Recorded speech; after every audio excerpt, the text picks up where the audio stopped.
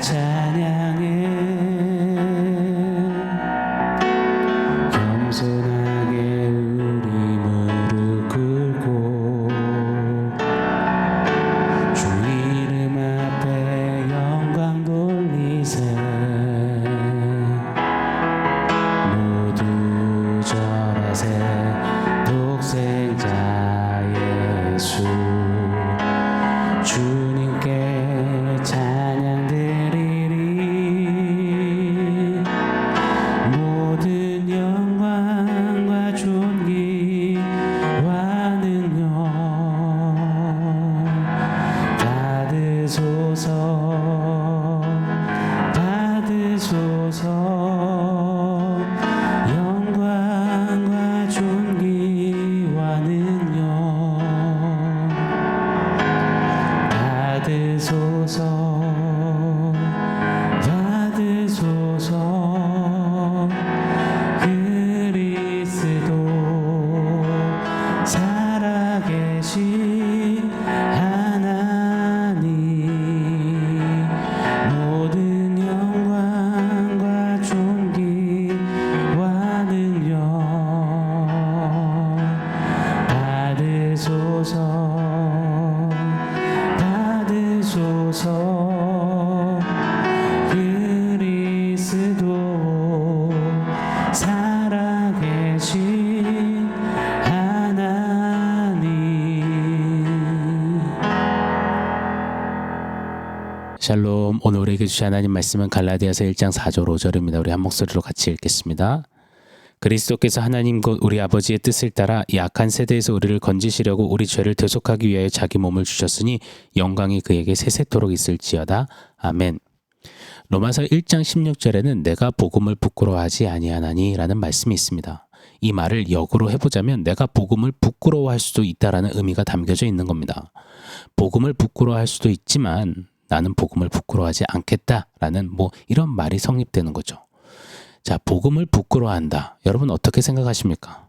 에이 목사님 우리가 어떻게 복음을 부끄러워할 수 있습니까? 반문하실 수도 있겠지만 우리의 삶을 좀 곰곰이 한번 돌아보시자고요. 복음을 부끄러워하지는 않았는지 복음을 부끄러워하고 있지는 않는지 말입니다. 아마도 복음이 부끄러운 가장 큰 이유 중에 하나는 복음이 값없이 주신 완전 프리, 공짜이기 때문일 겁니다. 사실 공짜면 그럼 완전 땡 잡은 거잖아요. 본래 공짜 좋아하는 우리들이잖아요. 우리 민족 진짜 공짜 좋아하지 않습니까? 마트마다 공짜로 주는 어떤 시식 코너 저도 그냥 지나치지를 못하더라고요. 공짜로 맛보게 해주고 공짜로 먹게 해주는데 왜 그냥 갑니까? 공짜인데요.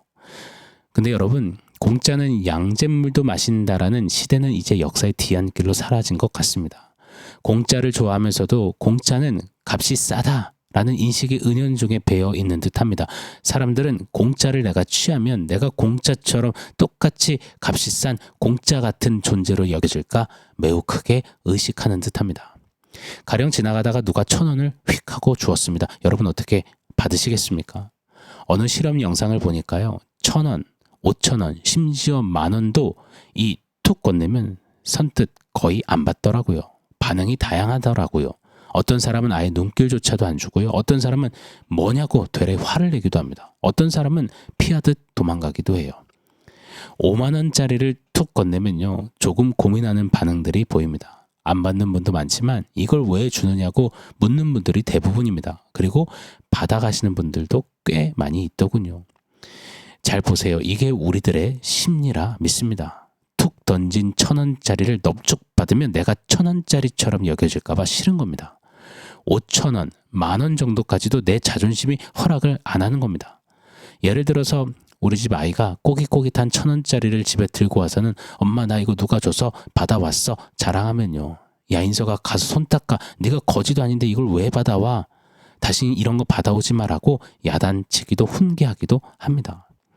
복음을 부끄러워하는 그 내면에는 이런 심리가 작동하는 겁니다. 아니 무슨 값없이 나한테 복음이라는 걸 준대? 내가 거지야? 나 지금도 충분히 내 자리, 내 품위, 내 기품, 내 위치, 내 역할, 내 인생 나름대로 그래도 열심히 최선 다해 잘 세워오고 있는데 왜 난리야? 뭘 값없이 공짜로 준다고 나한테 무슨 소리를 하는 거야? 유난을 떠는 거야. 이것이 어쩌면 세상이 복음을 배척하고 복음을 부끄러워하는 큰 이유일 것입니다. 다시요, 우리는 공짜 취급받으면 치를 들며 자존심 상해합니다. 왜 그렇잖아요. 옛날에 동네에서 축구를 하다 보면 동네에서 그래도 볼을 제일 잘 차는 친구 둘이서 가위바위보 해서 자기네 팀원들을 뽑잖아요. 그러면 잘하는 애들부터 하나씩 뽑아갑니다. 그러다가 맨 마지막까지 남는 애들 중에서는 야야 쟤는 니네 팀 가져. 이렇게 좀 있으나 마나한 공짜로 니네들 가져 하는 이런 취급을 받게 되면 속된 표현으로 야마가 돌아버리는 우리 아닙니까? 또 뭘 사러 간 겁니다. 그랬더니 장사하는 아저씨가요. 아이 됐어요 이거 못 사요. 이게 얼마나 비싼데요. 아줌마는 못 사요. 그러면 네 저는 못 사는 불쌍하고 가련한 인간이죠 하고 고개 숙이고 풀이 죽어서 그냥 마치 선생님에게 혼나듯 돌아가는 그런 사람 거의 없습니다. 도리어요. 아니 아저씨 내가 그걸 왜 못 사요? 왜 내가 돈이 없을 거라고 생각해요? 별꼴이네 그거 주세요. 이 전투력이 막 올라가잖아요. 그래서 무리해서라도 오기로라도 사오잖아요. 이 세일즈 비즈니스 현장에서는 이런 심리전을 이용하는 경우도 꽤 많이 있다고 합니다. 공짜 취급받으면 이처럼 자존심 상해하는 거예요. 당신은 아무것도 없어요. 아무것도 할 수 있는 게 없어요. 이 취급받는 것을 얼마나 창피스럽게 부끄럽게 우리는 여기는지 모릅니다. 세상 사람들은요. 그래서 복음 그걸 왜 공짜로 준다 그래? 나 돈 있어. 나 힘 있어. 나 그래도 쌓아놓은 거 있어. 나 잃어놓은 거 있어. 복음 그거 내가 살게. 그거 얼만데 그거 어떻게 하면 살 수 있는 건데 사람들은 자기 돈으로 자기 의로 자기 실력으로 복음도 사보려고 합니다. 그런데 절대 못 사잖아요. 복음은 절대 인간이 살 수 있는 그런 게 아니잖아요. 복음 자체가 인간은 도덕적, 윤리적, 무엇보다도 영적으로 완전히 실패한 자임을 폭로합니다. 모든 사람이 죄를 범하였으며 하나님의 영광에 이르지 못하고 의인은 없나니 하나도 없도다. 아멘. 그래서 인간이 어떤 공로를 쌓아서 또 어떤 업적을 쌓아서 거기에 응당하는 어떤 자격을 획득해서 구원을 얻어내는 게 아니라 우리 인간은 완전히 실패한 자라 외치는 것이 복음이잖아요. 아무 가능성이 없는 자 말입니다. 그래서 거저 공짜로밖에 줄 수밖에 없는 게 복음이라는 것 성경은 강력히 외치지 않습니까? 그래서 세상은 복음을 부끄럽게 여기는 겁니다. 기분 나쁘게 여기는 겁니다. 사랑하는 여러분, 예수 믿는다고 하면서도 신앙생활 한다고 하면서도 우리에게도 이런 모습은 여전히 자리하고 있진 않는지요. 가령 내가 용을 써서 병에서 고침을 받았다라고 한번 가정해 보겠습니다. 내 힘과 노력이 조금이라도 보태졌다고 아니요 큰 역할을 했다고 한번 해보면요. 사람은 십중팔구 하나님께 영광 돌리지 못합니다. 자화자찬하며 자기 영웅담에 간증하기에 바쁘겠죠. 죄된 인간에게는 어떤 습성이 있느냐? 은혜로 구원받았다는 그 공짜를 싫어하는 경향이 큰 겁니다. 그래서 늘 율법을 지키며 자기 의를 쌓던 유대인들은 이신칭이 오직 믿음으로 구원받는 값없이 주시는 은혜를 매우 싫어했습니다. 그래서 복음에 자꾸 물타기를 하려는 겁니다. 자꾸 복음에 무언가를 가미하려는 겁니다. 무언가 자신들의 힘과 의와 실력과 자아, 어떠함을 보태고 싶어 하는 겁니다. 인간은 이처럼 뼛속까지 스스로 구세주, 메시아가 되고픈 욕구가 가득한 겁니다. I am God, 내가 하나님 되려는 죄의 작용 습성, 죄의 어떤 중력이 여전히 서슬이 퍼렇게 우리 안에 남아있는 겁니다. 그러니요. 너는 복음이 아니면 안 돼. 너는 복음이 아니고는 그냥 티끌이야, 똥덩어리야. 이 진리의 선포가 매우 부끄럽고 살떨리게 싫은 겁니다. 미치고 팔짝팔짝 뛰는 겁니다. 오늘 본문에서 바울은 갈라디아 교회들을 향해 교회를 미혹하는 거짓 교사들을 향해 복음을 부끄럽게 여기는 세대를 향해 강력히 외치는 겁니다. 본문 4절 5절 한번 읽어드릴게요. 그리스도께서 하나님 곧 우리 아버지의 뜻을 따라 이 악한 세대에서 우리를 건지시려고 우리 죄를 대속하기 위하여 자기 몸을 주셨으니 우리 어제 살펴봤죠. 이게 한 줄 복음 내용이잖아요. 이 복음이면 그 다음은 당연지사 무엇이 되어야 하느냐? 바로 5절입니다. 영광이 그에게 세세토록 있을지어다. 아멘 아멘. 영광이 그에게 세세토록 있을지어다. 찬송이 터져나오는 겁니다. 이건 감탄문이 아니라 찬송입니다. 복음을 봐라. 우리의 구원, 우리의 실력이냐? 우리의 재력이냐? 우리의 능력이냐? 우리의 잠재력이냐? 아니다. 그리스도께서 하셨다. 하나님 아버지께서 만물이 시작되기 전부터 창세 전부터 계획하시고 품으신 뜻대로 되어진 거다. 죄 없는 그리스도께서 당신의 몸을 들이셔야만 치를 수 있는 우리의 죄가를 우리가 절대 할 수 없는 그것을 그리스도 그가 자기 생명을 지불하셔서 구원을 이루셨다. 하나님이 시작하셨고 하나님이 완성하셨다. 그러니 이 복음의 외침 앞에 모든 영광이 오롯이 전부 다 하나님께 있도다. 이 찬송이 나오는 겁니다. 그러니 부끄럽다느니 아니 나느니 이러쿵 저러쿵 이런 게 어디 있습니까? 그저 찬송할지어다 찬송하리로다 찬송하는 것이 복음을 완벽히 이해하고 누리고 복음에 가장 감사하는 자들의 당연한 마땅한 자동 반응적인 반사적인 그런 모습인 것입니다. 사랑하는 여러분, 질문 드리고 싶습니다. 우리의 삶에 찬송의 이 터져나옴이 있는지요? 내 상황, 처지, 상태, 형편, 내 감정 여하에 관계없이 찬송이 담겨지는지요? 복음이 없이는 아무것도 아닌 우리인데 우리의 한날에 하루에 과연 찬송의 비중은 얼마만큼 되는지요? 찬송은 멋들어진 소프라노, 엘토, 테너, 베이스로 구성된 성가대 무슨 칸탄타 성가가 아닙니다. 찬송은 멋진 관현악단의 연주가 아닙니다. 찬송은 밴드 풀 세션의 합주가 아닙니다. 찬송이란 복음을 받아 누린 자들이 그 은혜와 평강에 깊이 잠겨 영혼 깊숙한 그 심연에서부터 끌어져 나오는 고백, 그것이 바로 찬송이잖아요. 영광이 세세토록 그에게만 있을지어다. 아멘. 이 고백이 멜로디를 타고 표현되는 것이 바로 찬양이겠죠. 저는 오늘 말씀을 준비하면서 많이 회개했습니다. 하루 중 과연 내가 많이 내뱉는 말들은 무엇인가? 어떤 이야기를 많이 하고 있는가?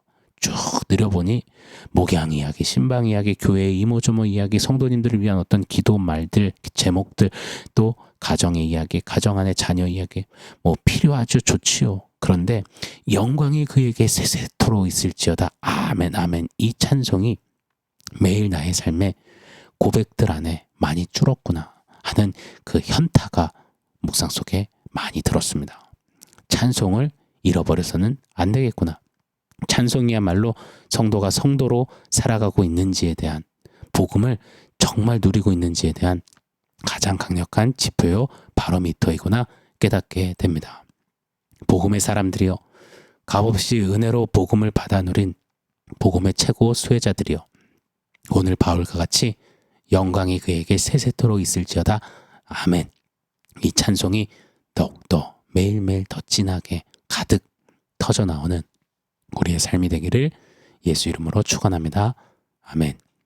오늘 말씀 종합해서 원포인트 세우겠습니다. 오늘 원포인트는 값없음입니다. 복음이 값없이 주어졌다는 것은 값이 없는 싸구려라는 말이 아닙니다. 감히 값을 매길 수가 없어서 값없다 하신 겁니다. 복음은 값없이 주신 하나님의 은혜의 선물이요 사랑의 증표입니다. 값을 매길 수 없는 값없음. 오늘 한날은 이 값없음, 이 단어를 진하게 우려내봤으면 좋겠습니다. 값없음의 복음을 붙잡고 찬송하며 달려가는 우리네 매일매일 일상이 되기를, 믿음 여정길이 되기를 예수 이름으로 축원합니다. 아멘. 사랑하는 성도 여러분, 오늘 말씀과 원포인트 기억하면서 우리 감사함으로 주님 앞에 기도하겠습니다.